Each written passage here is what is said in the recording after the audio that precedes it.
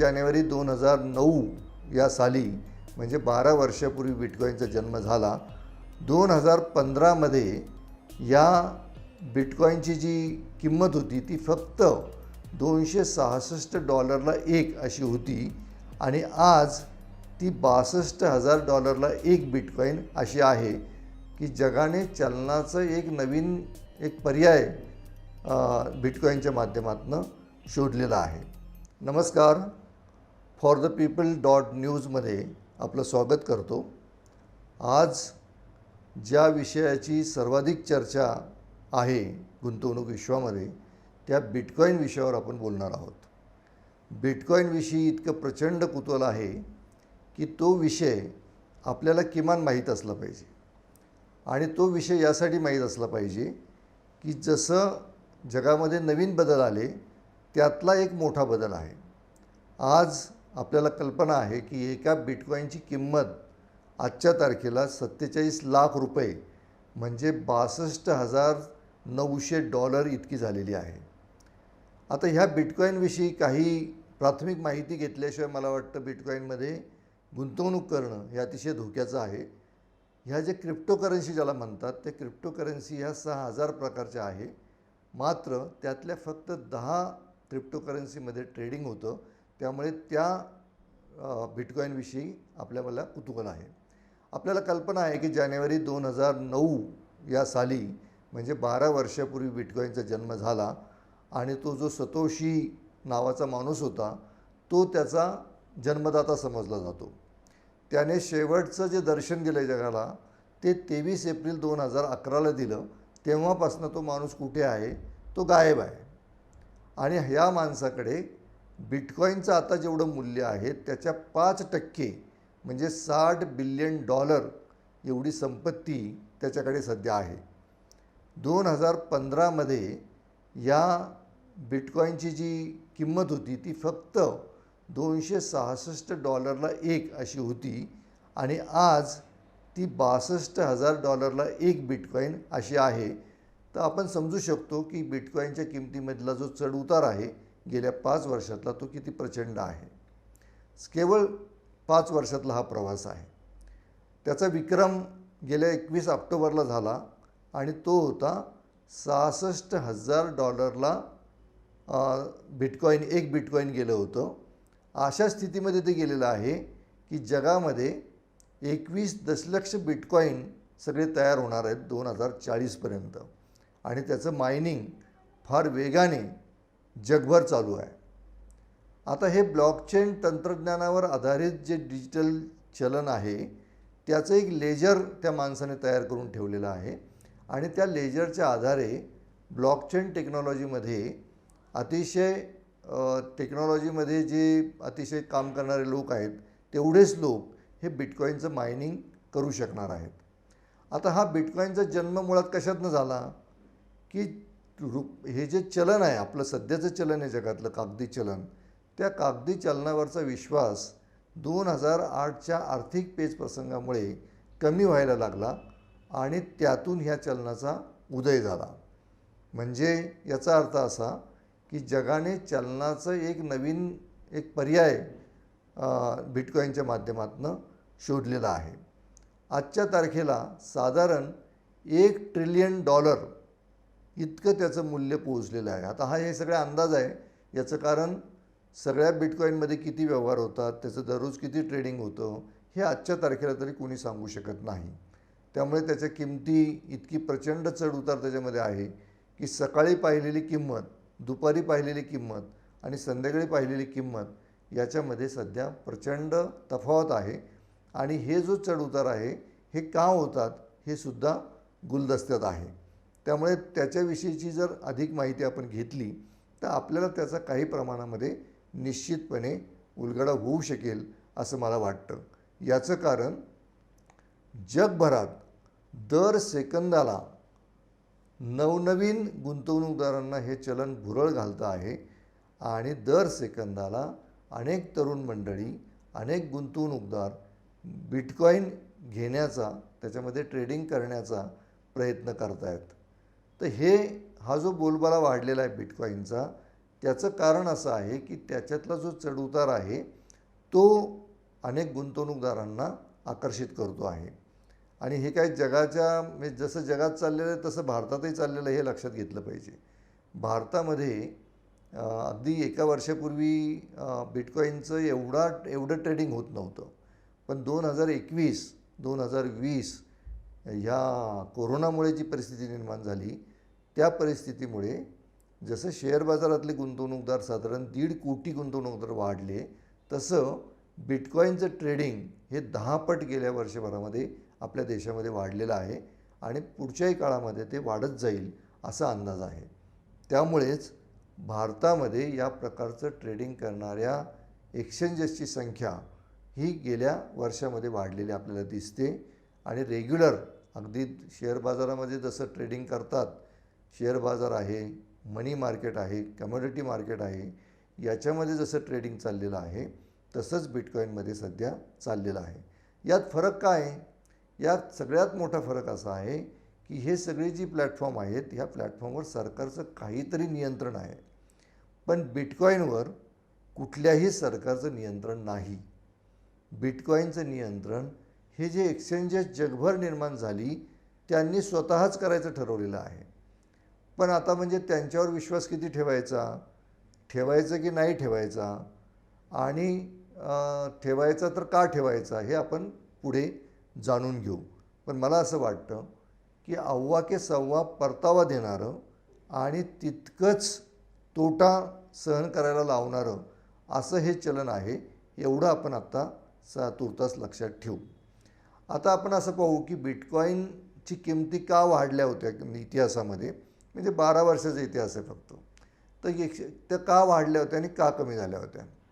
त्यातलं सगळ्यात महत्त्वाचं कारण जे 2021च्या फेब्रुवारीमध्ये आपल्याला पाहायला मिळालं ते कारण म्हणजे टेल्सा कंपनीचा जो इलॉन मस्क आहे त्याने बिटकॉईनच्या बाजूने आपलं मत टाकलं आणि तो असं म्हणाला की मी याच्यामध्ये गुंतवणूक करणार आहे. तर तो टेल्सा मोटारीचा जो मालक आहे तो आत्ता जगातला पहिल्या क्रमांकाचा श्रीमंत माणूस आहे, ज्याचं नाव आहे इलॉन मस्क. तर त्याने बिटकॉईनचं हे स्वीकार केल्यामुळे अचानक बिटकॉईनमध्ये प्रचंड त्याच्या किमतीमध्ये वाढ झाली. आणि पुन्हा त्यानेच इलॉन मस्कनेच पुन्हा एक अशी कॉमेंट केली की तो म्हणाला, अरे बापरे, याची किंमत जर एवढ्या वेगाने वाढत असेल किंवा एवढं जर एनर्जी त्याच्या निर्मितीसाठी लागत असेल तर मग म्हणाले बिटकॉईनचं काय होणार. असं म्हटल्यामुळे लगेच बिटकॉईनने बुडी मारली आणि बिटकॉईनची किमती प्रचंड खाली आल्या. याचा अनुभव आपण या वर्षाच्या फेब्रुवारीमध्ये आणि मार्चमध्ये घेतलेला आहे. तर अशी ही चढउतार ज्याला सहन करण्याची ज्याच्यामध्ये क्षमता आहे त्या माणसांसाठी हे गुंतवणुकीचे साधन आहे, हे आपण जाणून घेतलं पाहिजे. आणि बिटकॉईनचं मूल्य त्यावेळी म्हणजे फेब्रुवारीमध्ये $1 ट्रिलियन होतं. याचा अर्थ असा होतो की भारताच्या GDPच्या निम्म हे जगातलं याचं मूल्य गेलेलं होतं. म्हणजे त्याची मूल्य किती वेगाने वाढतं आहे हे आपण जाणून घेतलं पाहिजे. आता ह्या मस्कने जसं माप बिटकॉईनला टाकलं तसेच काही अतिशय महत्त्वाच्या घटना घडल्या. म्हणजे त्याने ज्यावेळी म्हटलं की बिटकॉईन मी वापरणार आहे त्यावेळी त्याची किंमत होती आपल्या भारताच्या भाषेमध्ये 23 लाख रुपयांना होतं एक बिटकॉईन. आणि मार्चला ते झालं 42 लाख एका बिटकॉईनला आणि आज ते 47 लाख एका बिटकॉईनला. म्हणजे हा जो फरक आहे हा फरक आपण जाणून घेतला पाहिजे आणि आपल्याला तो झेपतो ना हे आपण आपल्याला ठरवलं पाहिजे. तर आतापर्यंतच्या इतिहासामध्ये गेल्या 12 वर्षामध्ये जे महत्त्वाचे टप्पे ठरले ते आपण जाणून घेऊयात. तर एक तर लक्षात घेतलं पाहिजे की जगातला फक्त 1% लोकांकडे सध्या बिटकॉईन आहे आणि त्यांच्याकडे ह्या बिटकॉईनच्या माध्यमातली 99% संपत्ती ही त्यांच्याकडे आज जमा आहे. दुसरं जाणून घेतलं पाहिजे की बिटकॉईनच्या किमती ह्या ज्या वाढत आहेत त्या वाढीसोबत ज्यांनी सुरुवातीला बिटकॉईन घेतलेलं आहे ते लोक टप्प्याटप्प्याने बाहेर पडत असणार हे आपण गृहीत धरलं पाहिजे.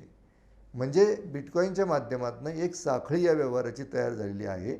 जे लोक उशिरा भाग घेतात ते कदाचित त्या व्यवहारामध्ये पळून निघण्याची शक्यता आहे, हे आपण लक्षात घेतलं पाहिजे. म्हणजे उदाहरणार्थ 21 ऑक्टोबरला त्याची किंमत $66 $66,000 होती आणि आत्ता ती $47,000 आहे. तर हा जो फरक आहे तर उशिरा म्हणजे त्या उंच किंमत झाल्यानंतर ज्यांनी उडी घेतली त्याच्यामध्ये त्यांनी एका महिन्यामध्ये इतका प्रचंड तोटा या व्यवहारामध्ये सहन केलेला आहे. आता बिटकॉईन 2010ला जेव्हा कमी लोकांना माहीत होतं त्यावेळी आलेली ती पहिली लाट होती. दुसरी लाट आली ती 2014 साली. ती आली याचं कारण अमेरिकेतल्या ज्या आर्थिक संस्था होत्या त्या आर्थिक संस्थांनी बिटकॉईनच्या व्यवहारामध्ये उडी घेतली आणि लोकांना असं वाटलं की आता बिटकॉईनच्या किमती या वाढत जाणार. त्यामुळे 2014ची ही दुसरी लाट होती.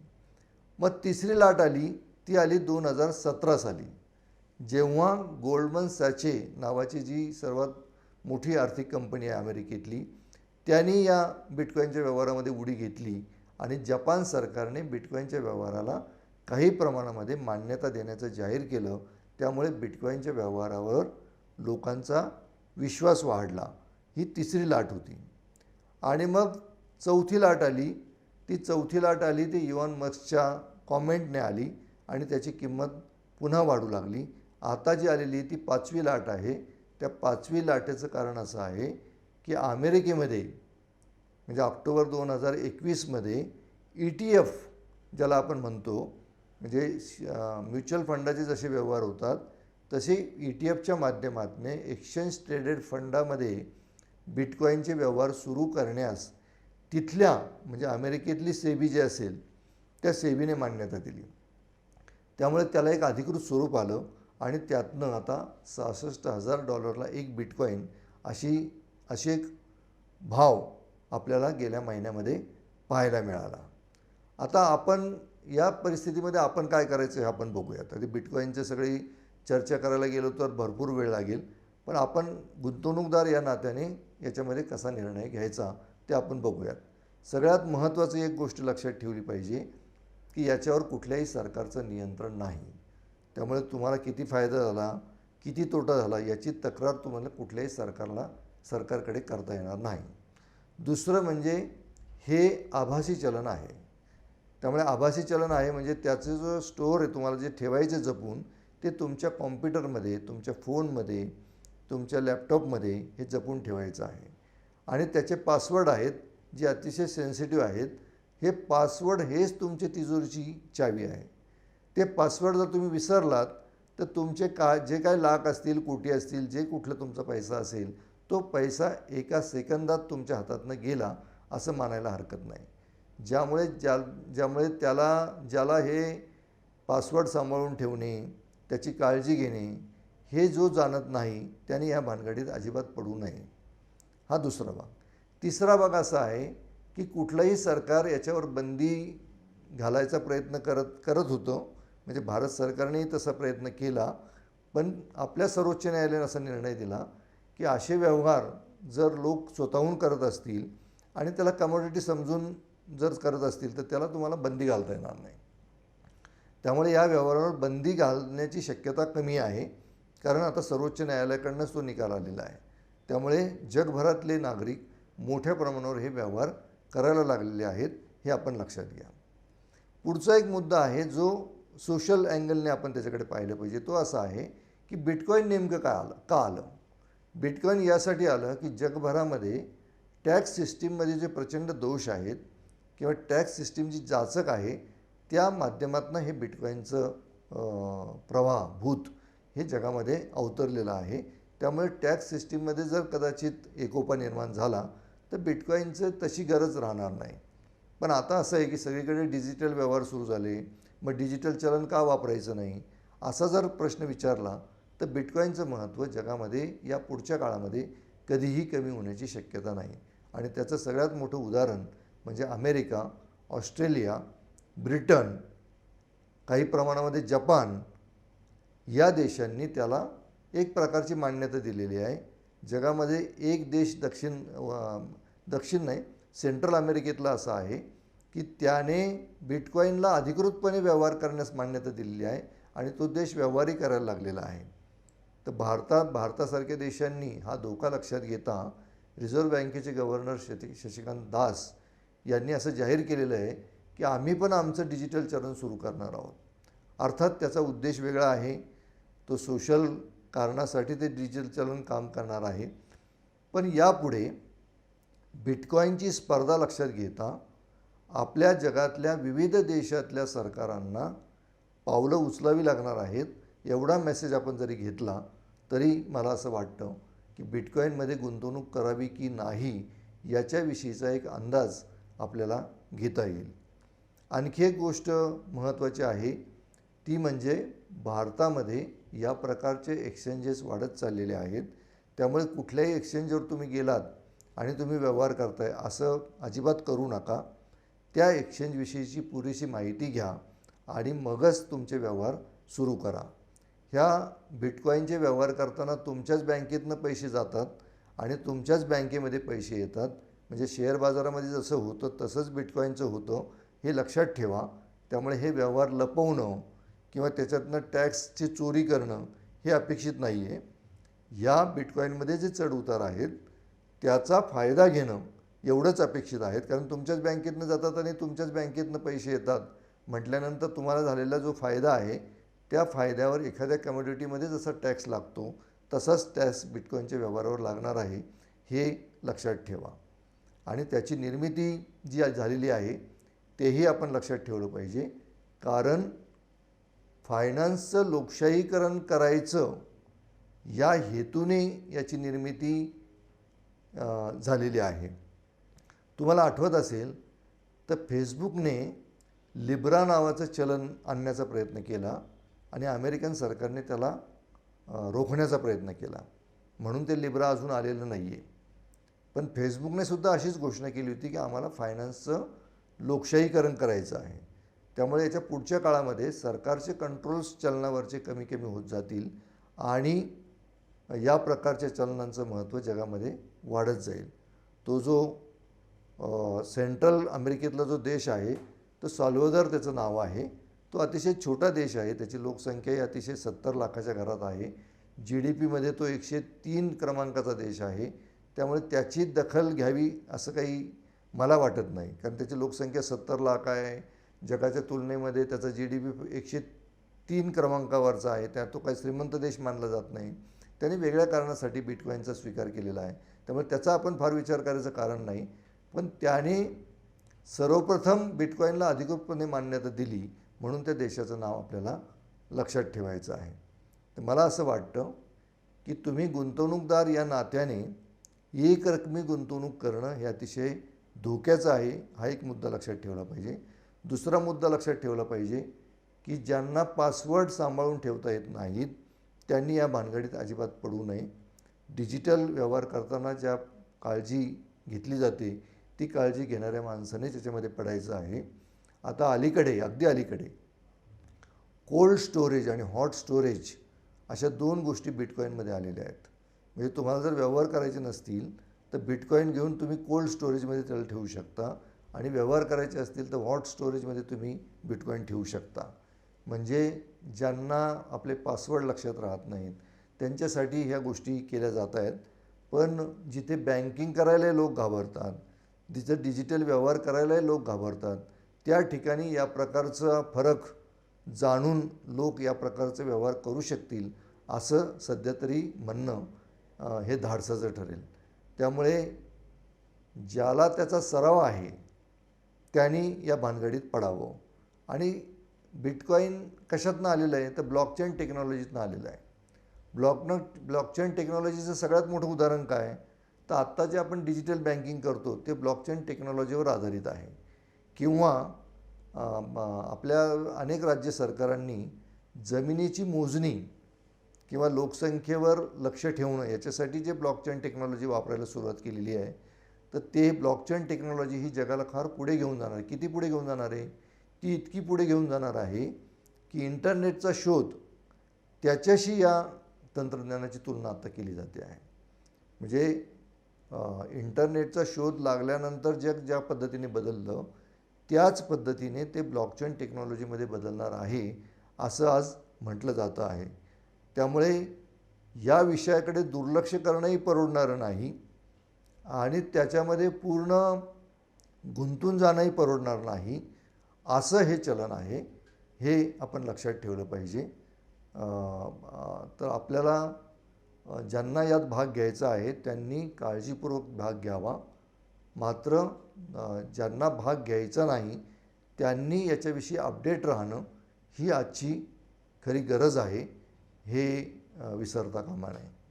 मला असं वाटतं की बिटकॉईन हे आपल्याला टाळता येणार नाही आणि पूर्णपणे स्वीकारताही येणार नाही, कारण जगातली सरकारं त्याच्याविषयी काय निर्णय घेतात आणि ह्या व्यवहारांना कुठे घेऊन जातात, हा जो प्रश्न आहे, हा प्रश्न जोपर्यंत अनुत्तरित आहे तोपर्यंत तुमचा बिटकॉईनमधले पैसा 100% सुरक्षित आहे असं म्हणता येणार नाही. त्यामुळे ज्याला जोखीम घेणं शक्य आहे त्याने जरूर बिटकॉईनमध्ये व्यवहार करावेत, तेही मोजून मापून करावेत. ज्यांना जोखीम म्हणजे एखादी इन्व्हेस्टमेंट केली आणि सारखं अस्वस्थ त्याच्याकडे लक्ष आहे की त्याची किंमत खाली जाते की वर जाते, हा ज्याचा स्वभाव आहे त्यांनी मात्र या फंदात अजिबात पडू नये असं मी आपल्याला सुचवतो. या मालिकेमध्ये आज बिटकॉईनमध्ये जसं आपण बिटकॉईनच्या सगळ्या बाजू समजून घेतल्या, तशाच सगळ्या बाजू आर्थिक घडामोडी सध्या आपल्या देशामध्ये आणि जगामध्ये कुठल्या घडत आहेत आणि त्याच्या आपल्यावर थेट परिणाम काय होत आहेत हे आपण जाणून घेणार आहोत. आपण त्याची माहिती जरूर घ्या असं एक आवाहन करतो आणि थांबतो. धन्यवाद. नमस्कार.